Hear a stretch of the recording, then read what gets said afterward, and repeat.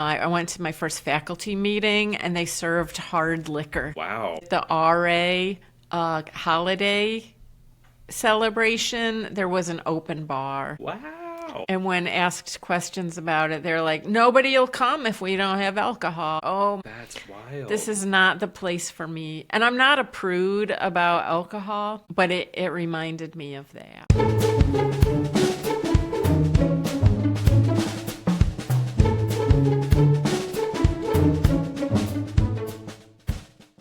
Hello and welcome to Ms. Behavior. This is Colette, And I'm Kurt. and we're your hosts. And we really thank you for being here during this busy time of year. Folks are inundated probably with academic dishonesty cases and just stress of the holidays coming up and the end of the semester. So we really appreciate in an extra way this season. So Kurt, I just got back from New Zealand. Yes, I want to hear all about this. I'm very jealous. This is a bucket list trip for me. It has been for me for decades, and it lived up to every bit. But I wanted to just share some of the stuff I brought home that my poor colleagues are going to have to listen to on repeat. I was able to tour two different universities while I was Wow. there. Once with their conduct officer at the University of Auckland, and then at the far southern tip of the country at the University at Otago. I got a student tour. It was the daughter of my hosts and Cool. really interesting experiences. So yeah, I don't know even know where to begin. Well, what did you learn about their higher education system and conduct? I'm just curious. The big takeaway was just how similar everything that we're dealing with here is over there. The rise in mental health cases. Hmm. So I got to meet both at the University of Auckland, both their student conduct administrator and their care team director. Very Because, like for many of us, those things have become so entwined. yes. Is it true at Harvard where you are also? Yes, they are all part of the same area. It's hard to distinguish sometimes what is a mental health case. It's a nice evolution in my mind too, because I think it does speak to how conduct has evolved to look at the whole student and not just the behavioral component. It's what else is going on in their lives that might be contributing to this. I think about the professional development opportunities we have in a country where there are 4,000 institutions of higher education versus an entire nation that could fit inside one state here. Wow. But they're not afraid to just hop a flight to different parts of the country, and they seem to have good connections with Australia and professionals there. I love that you went on a vacation to the other side of the world and toured colleges. I feel like we're kindred spirits because if I travel, I do also like to, at the very least, see what their college looks like in their hometown. They've got a community college, so yes. So, one big takeaway from meeting with the administrator who oversaw conduct at the University of Auckland was, well, his background was in prosecution. He was part of the legal system for 25 years. And then he went from the courtroom to becoming an investigator, which was really interesting to him. And then he ended up in this university job. And I was thinking about our guest, Aaron Kaplan, a lot because from his legal lens, and maybe just the way they do things there, they had a very tight restriction on what they considered in their jurisdiction. Wow. So if a student was out, it started a bar fight, not on campus, not their issue. Interesting. And it was the only part of the conversation where I just wanted to start talking like Aaron. Have you thought about having a deanly conversation? A Deanly moment. Yep. It's like, even if it's not in your jurisdiction, that is your student. But I was also a little jealous of, you know what, we just wash our hands of this. I mean, in one regard, it's nice, but, people don't stop being people when they come to our campus and when they leave. I do remember at the former institution where we both worked, there was a bar fight, and we got CSI about it. People were like, they were trying to describe how the bar was set up to better understand how the fight had Yeah. started and how it spread. Because I remember we were up to letter N in the file, because every case had a number and then a letter that was for the student. So it was a lot of students, however many M is. But some of the people weren't familiar with the location. We went on a field trip to the bar, and not for a drink, unfortunately. It was just to see what the layout was.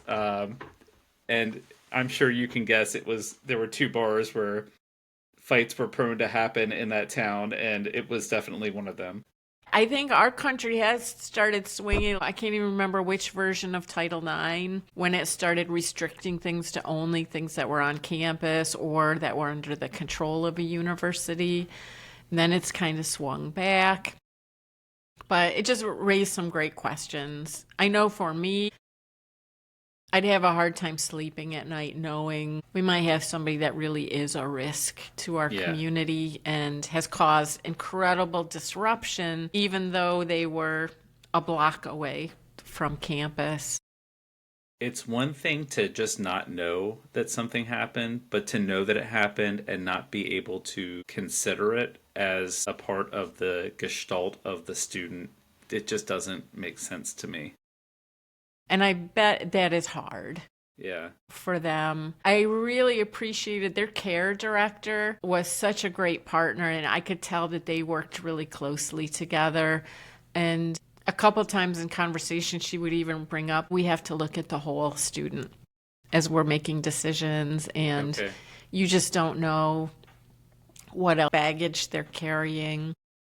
So that was very cool. The next week when I was at Otago, I saw it purely from a student point of view. Mm-hmm. And it was like going back to the 1980s. So her mom and I got out of the car, and there's a ping pong ball on the ground as I'm getting out of the car. Like, okay. Like, for beer pong or... Mm-hmm. Okay. I didn't know if there were just like random ping pong tables on campus in New Zealand. No, it was streets of private houses, but they were all housing university students. And you can tell that even though they weren't owned by the university, it's university housing exclusively. And every house had a name and a big sign out front and then a visual identity. And it all was about alcohol. Wow. In one way or another, even if the house was like the Yellow Ducks, it's like, oh yeah, that's because they have the traditional pool party where people drink. Just broken bottles everywhere. We went to visit the daughter, who was wonderful and a really great host. Their roommate came back carrying like cases of alcohol. Like, oh, this is my mom. And the students didn't even blink. Oh, hey, nice to meet you. We're just bringing our alcohol back. What's the drinking age in New Zealand? I believe it's 18. Okay, so that's different. Their academic year is with the calendar year, so they're getting ready for the end of the year, not just the end of the semester. And somebody had written on a dry erase, good luck with finals, girls. I'm going home early. Study hard and drink harder. I'm like, wow. This just feels like reminiscent of things I remember from the past. So in some ways, it's more honest, or I don't know. Is there when you think about the universities you visited or the towns that they were housed in, are there, how would you compare it to, is there a town or a university in the United States that you would compare it to, that it would be comparable to? There is, and it's a university that I only spent 1 year at. And I realized there was a culture there where I went to my first faculty meeting and they served hard liquor. Wow. And at the RA holiday celebration, there was an open bar. Wow. And when asked questions about it, they're like, nobody will come if we don't have alcohol. Like, oh my gosh. That's wild. This is not the place for me. And I'm not a prude about alcohol, but it reminded me of that. Yeah. It is interesting. I think the only schools I worked at that had alcohol as a component of an employee gathering, they were both private 4-year institutions. And it was foreign to me to go to a holiday party and have it be open bar, or go to a summer fun day and play wiffle ball and have kegs set up, as you may Yep. recall. Yeah. And it wasn't unusual for someone to physically get hurt. Yes. Or to engage in possibly inappropriate behavior for a workplace. Surprise, surprise. Yep. Yep. Well, it raised lots of interesting questions.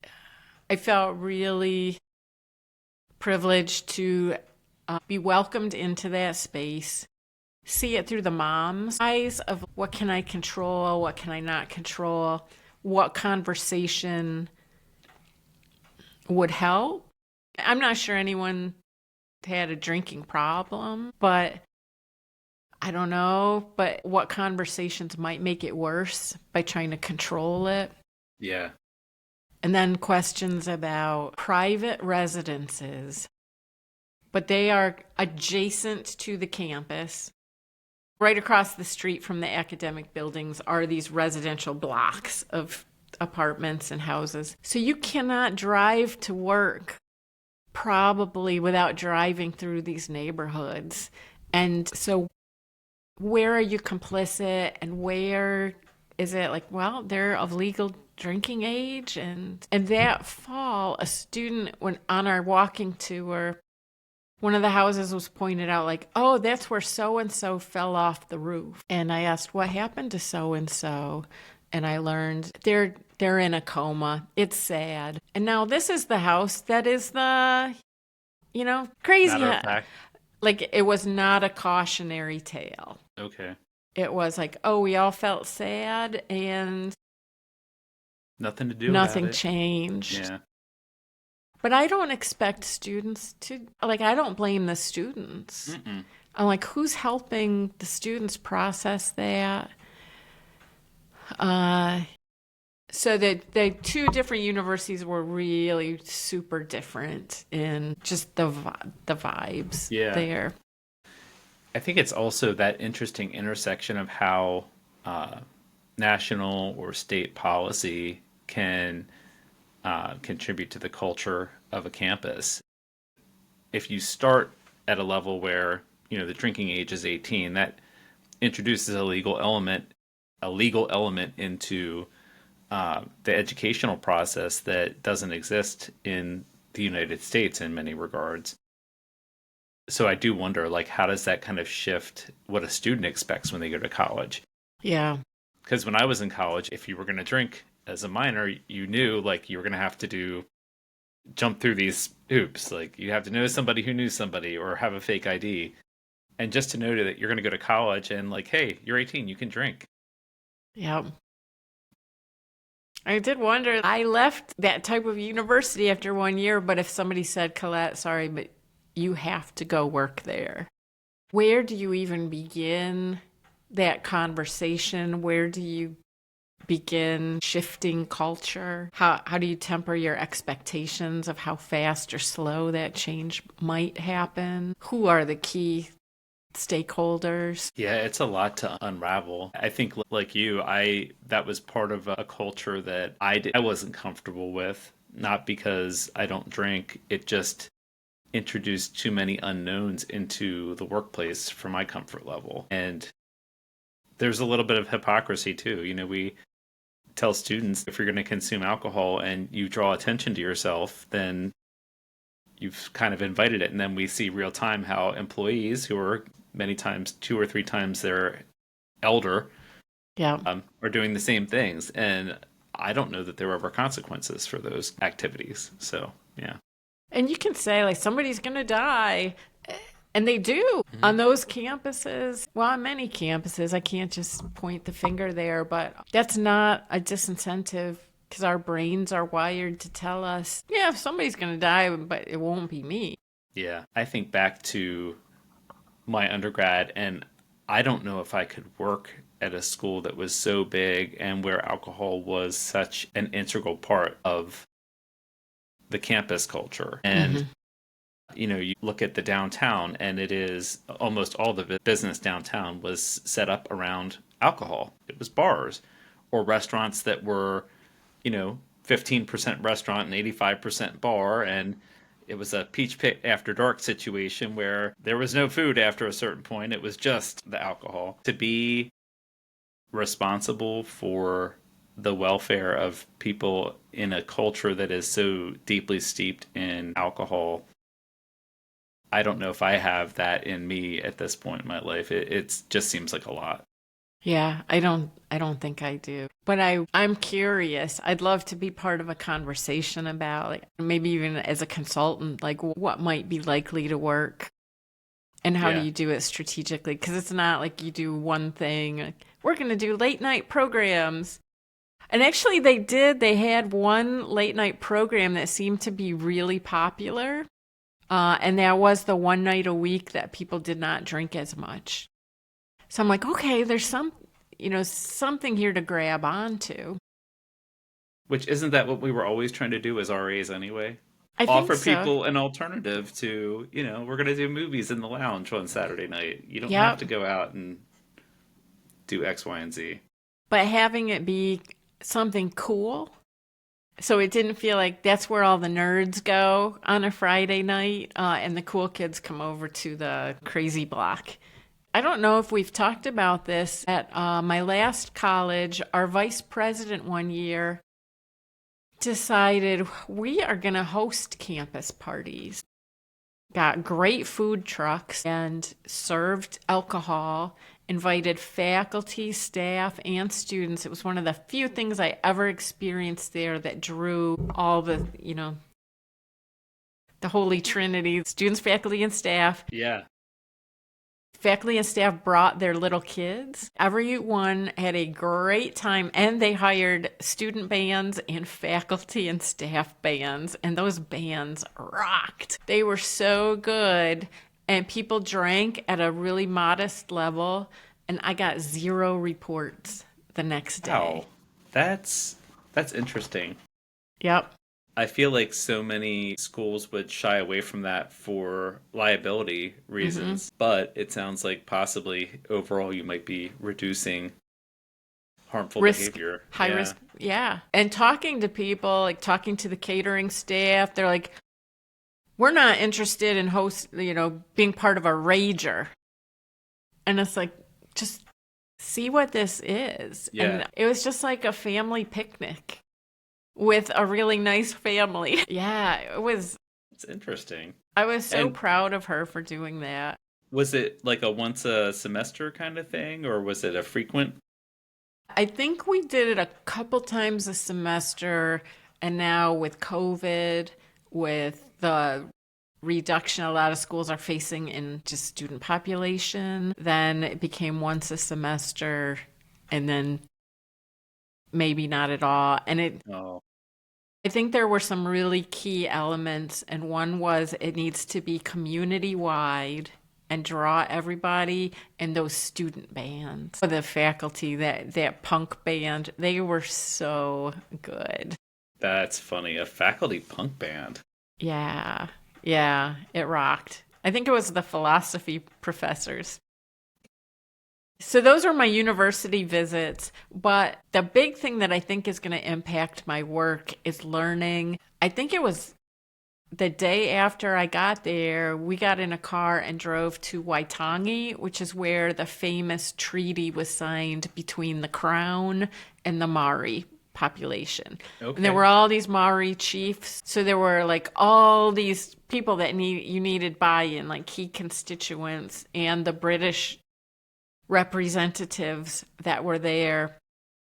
And I had made all these assumptions. I felt so American at how ignorant I was. I had just assumed the British went in and colonized, took over, were horrible, and then the Maori fought back. And it wasn't like that at all. The British sent a guy, and his name was James Busby, and I kind of had a crush on James Busby when I got done, and these paintings of him. But he was just like this natural diplomat, and they sent other people who focused on just building relationships.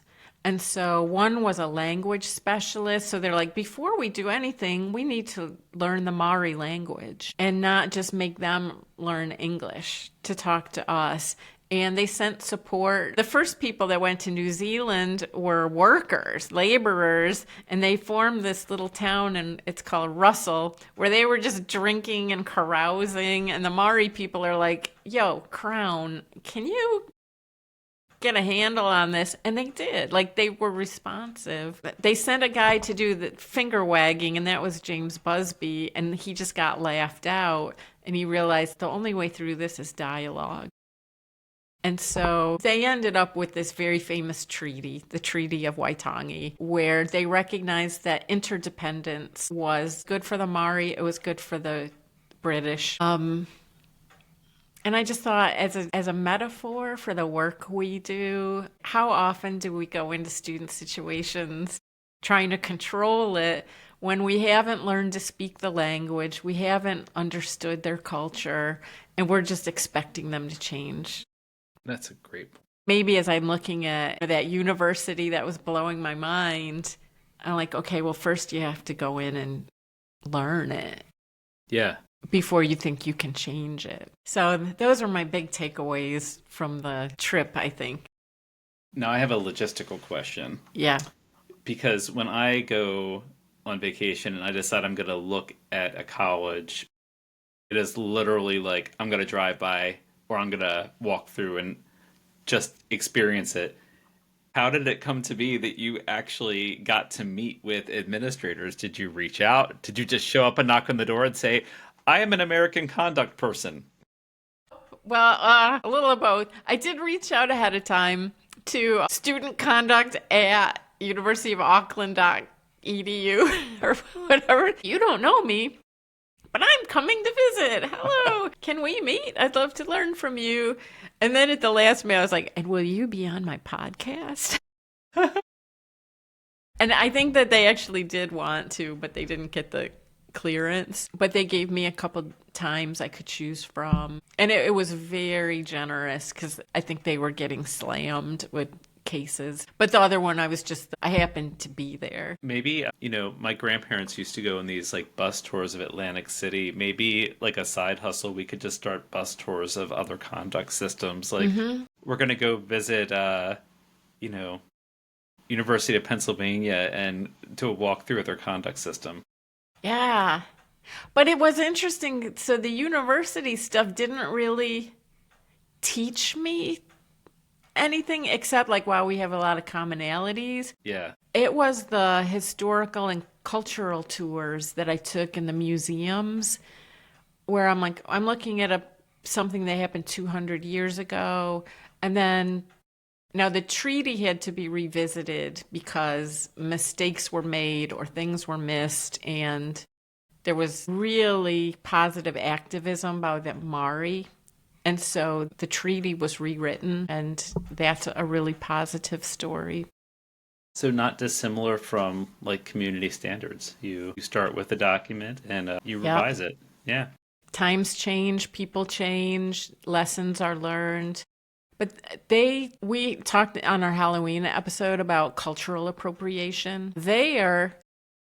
Appropriation is purposefully done. Like all the street signs are bilingual.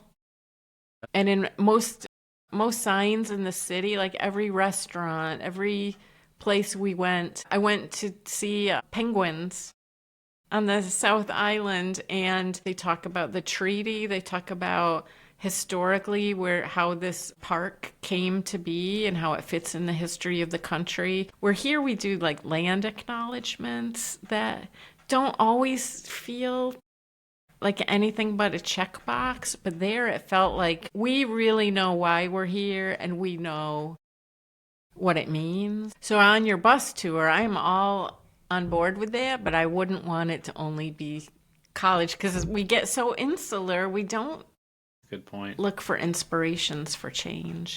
What is the very specific context happening around that college or university that might have informed why they exist or how they exist?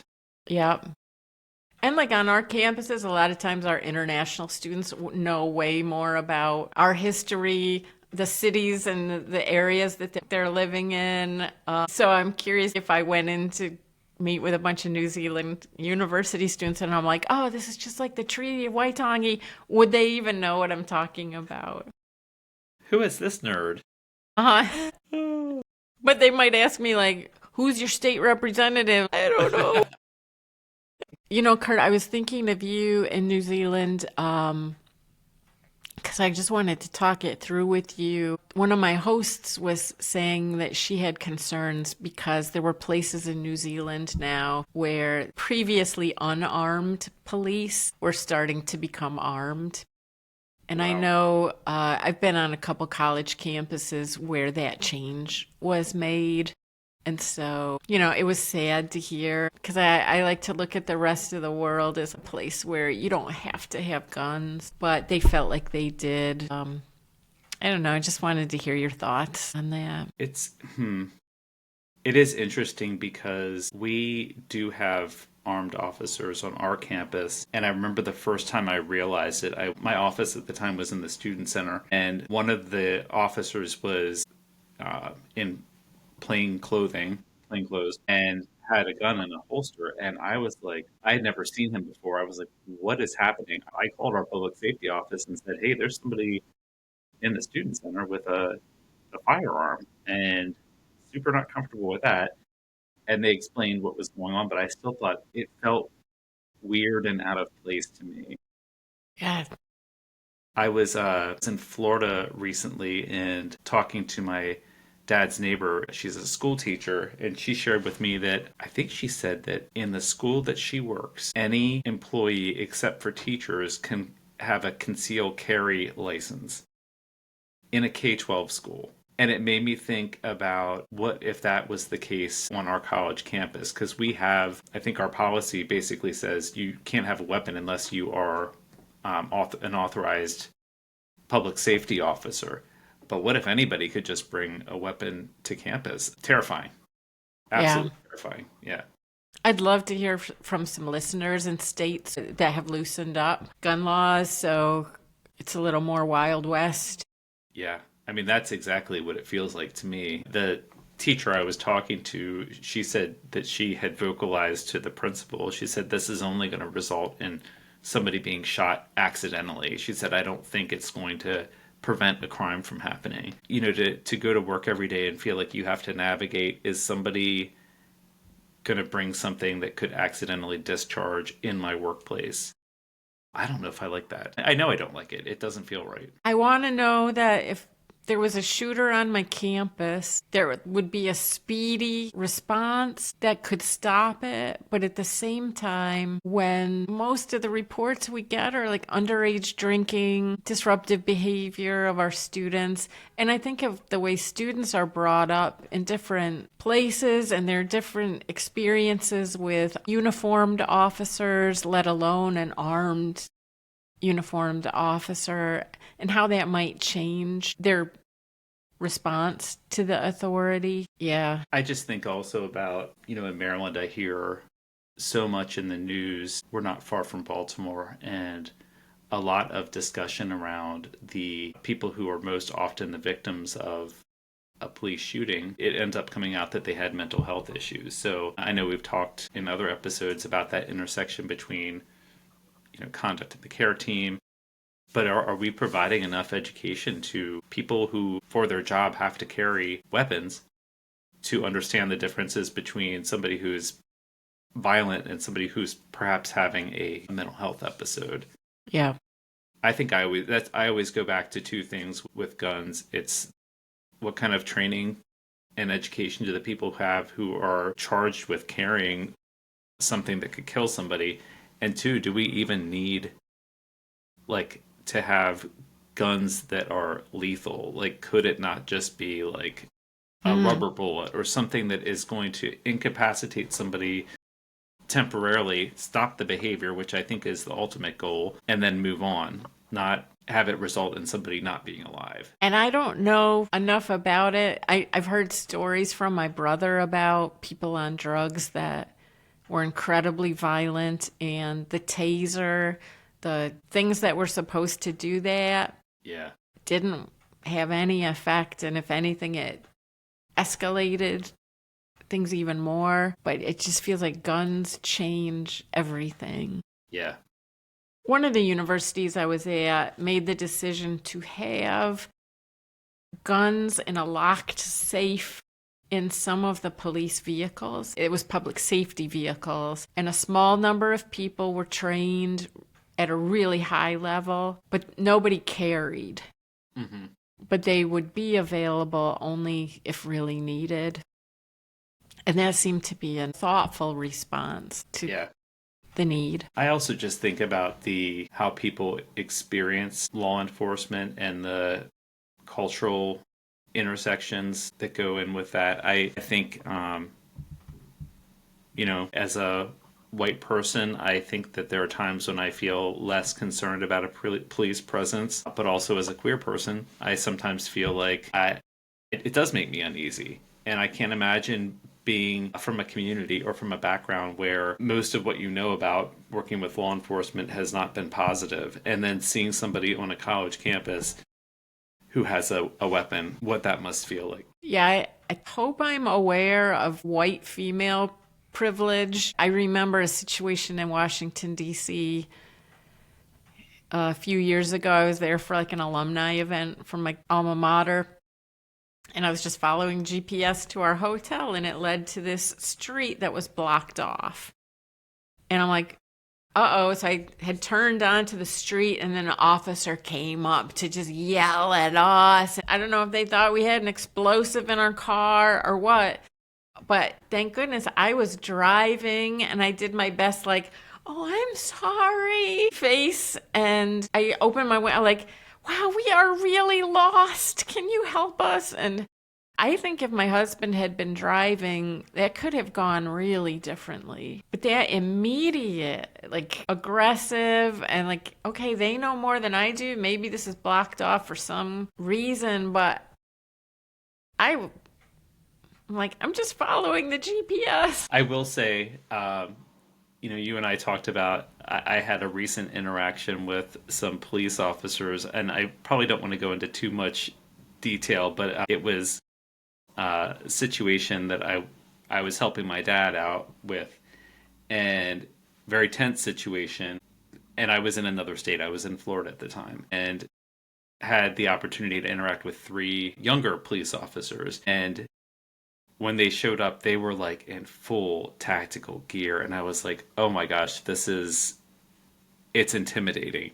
They were also 3 of the kindest people that I have worked with recently. And they did such a good job of de-escalating the situation and trying to be helpful. One of them I was talking to, as the situation was wrapping up, he had only been a police officer for 2 weeks. And I said, well, you're doing a really good job. He looked like he was all of like 20 years old, God bless him, but really was approaching the work from a helping standpoint and not like an enforcement standpoint. And then one of the other officers was he had just retired from the military and was still relatively young and had moved to be in a warmer environment. I think he said he was from Michigan maybe, or someplace in the north. Either way, it was a good experience. So I don't want to paint a broad brush of, all guns are bad or all people who have them are reckless. It was nice, even in a tense situation, to have that kind of calming presence. The university I was talking about, they had the guns in the locked space. They also had really just gold standard officers. Mm-hmm. And the director said that they were very intentional about hiring young people who wanted a career in public safety and not law enforcement, but in helping. And they were really good at the law enforcement stuff and thorough, but you could tell how much they cared. And we got so few complaints from students that, like, the officer was a jerk. Like, that was so rare. It wasn't just retired people who just kind of had a mindset that wasn't super healthy, and people who understood the college campus too, and what's serious important. and what's not so serious. We had we recently hosted for a nonprofit that I work with. We hosted a band book week event with Mike Corrado, who wrote Flamer, which is on my shelf up here. Yeah. And we hosted it at the university that is in our town, not the college that I work for. And we had asked if our public safety could send somebody over because there were some concerns about possible protesters, and it's a very hot topic right now. And the officer that they sent over, the public safety officer, was very new. I think he maybe started at our school less than a year ago.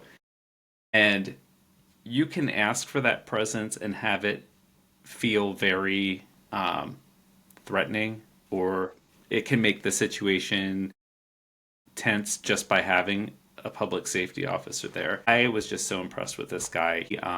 He stood outside of the venue at first, and then when the event started, he actually came in and stood in the room in the back and very intently listening to it. I talked to him after, and he was talking to some of the people who were waiting in line to have their book signed. He overheard a conversation and kind of just stepped into it and offered some facts about, somebody was like, I wonder what X, Y, and Z, and he knew the answer to it.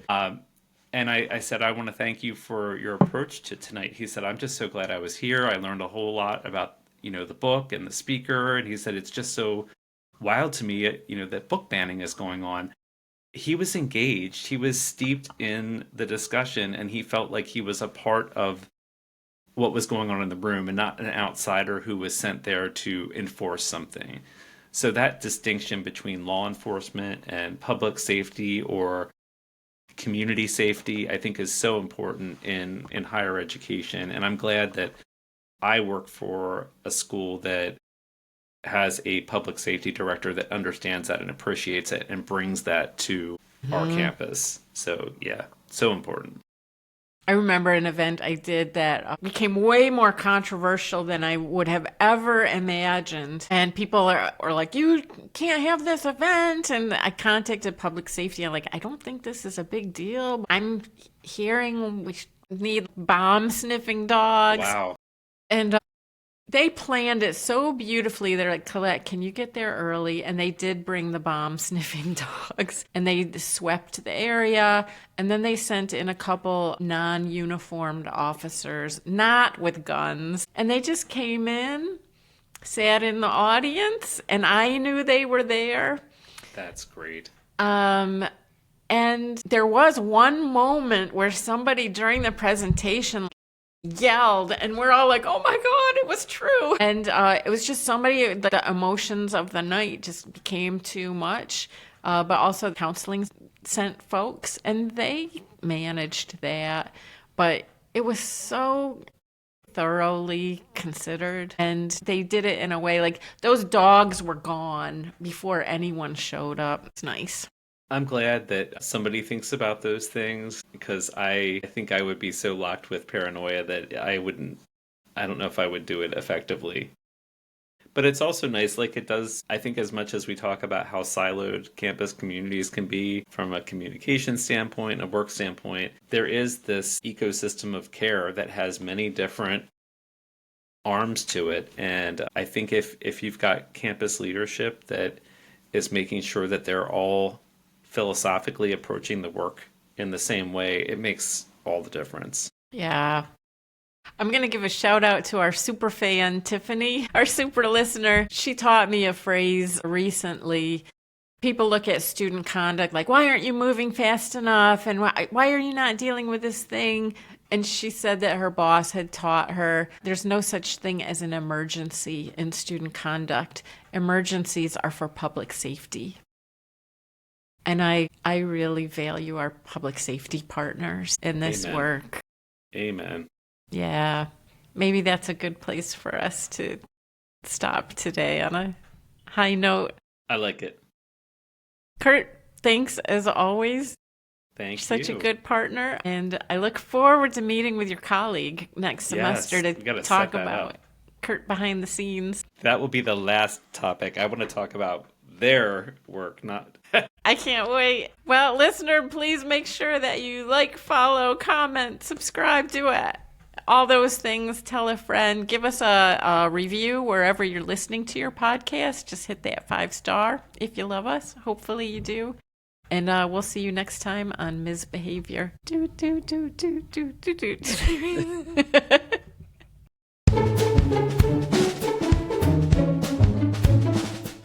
Ms. Behavior is written and produced by Colette Shaw and Kurt Doan. Theme music was written and performed by Kevin MacLeod from incompetech.com. You can contact Ms. Behavior at msbehaviorcollege@gmail.com. That's msbehaviorcollege@gmail.com.